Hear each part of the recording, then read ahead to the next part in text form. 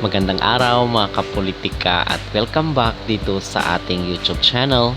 In this video ay atin pong pag-uusapan itong mga kaganapan pa rin dito sa Miss Grand International.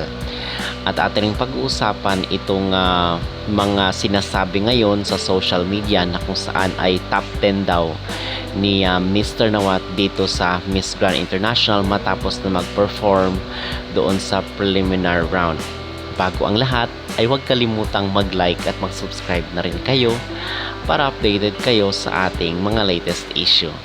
So tinututukan pa rin po natin itong Miss Grand International kasi bukas na po, October 25, gaganapin itong pinaka-inaabangan na finals dito sa Miss Grand International. At ngayon pa lang, ang dami na pong mga survey mga kapolitika na kung saan ay sinasabi na si CJ Opiaza daw ang mag-uwi ng corona dito sa Miss Grand International. At hindi lang po mga Pinoy ang nagsasabi na ang ating pambato ang mag-uwi ng corona.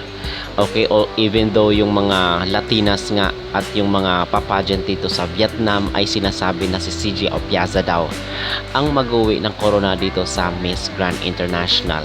So magbibigay lang po tayo ng reaksyon dito sa kanilang mga personal na pananaw sa ating kandidata. So basically ngayon po ang mga butuhan, makikita natin doon yung talagang disappointment, itong pagkadismaya ng mga Pinoy sa mga kandidata na ipinadala natin dito sa Miss Grand International. At somehow is naapektuhan po itong si CJ Opiaza kasi before ay grabe talaga ang mga suporta ng mga Pinoy. At nung hindi nanalo ang ating mga kandidata, even though nakikita natin na maganda yung kanyang sagot, siya ang may pinakamagandang sagot dito sa Final 5, ay wala tayong corona na naiuwi. So ibinibigay ito sa iba na sa tingin nila ay may malaki silang kita. So ganun po ang kalakaran dito sa Miss Grand International. So ngayon talaga mga kapolitika, kitang-kita dito base sa mga komento ng mga netizen na talagang grabe ang pagkadismaya. So ngayon ay naapektuhan itong si CJ Opiaza sa mga butuhan dito sa preliminary round, sa swimsuit, sa evening gown ay wala na po siya sa mga butuhan. So ibig sabihin lang po niyan talagang nasa mata ng mga judges na lang talaga ang maging kapalaran ni CJ Opiaza, yung kanyang maging performance, at kung magustuhan siya ni Uncle Nawat na siya ang hihirangin bilang Miss Grand International 2024. So ito po ang mga magiging kaganapan dito sa Miss Grand. At on the other hand naman, meron bang chance na magkabalikan ang relasyon ng Pinas dito sa Miss Grand International? Well, the only way at sa tingin ko ang maging tulay lang po dito para bumalik ang tiwala ng mga Pinoy dito sa Miss Grand ay kinakailangan na bigyan tayo kahit man lang isang corona. So hindi naman ibig sabihin na hiningi natin in return.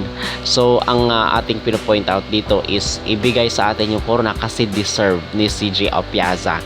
Okay, so hindi naman ibig sabihin na hiningi natin yung corona kasi nga dahil sa demand lang ng mga Pinoy. Of course, dahil pa rin sa naging performance at yung ipinakita na galing at yung abilidad ng ating kandidata na kung sang full package at hindi mapapahiya ang Miss Grand International kung si CJ Opiaza mga kapolitika yung kailang papanalunin this time around. Okay, so yun po ang ating pinopoint out.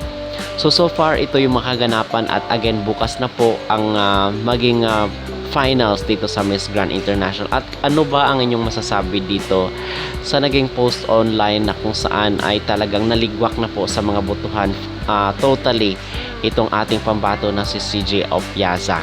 At ano sa tingin nyo ang paraan para manumbalik ang tiwala ng Pilipinas dito sa Miss Grand International? Mag-comment down below at huwag kalimutang mag-like at mag-subscribe na rin kayo para updated kayo sa ating mga latest issue.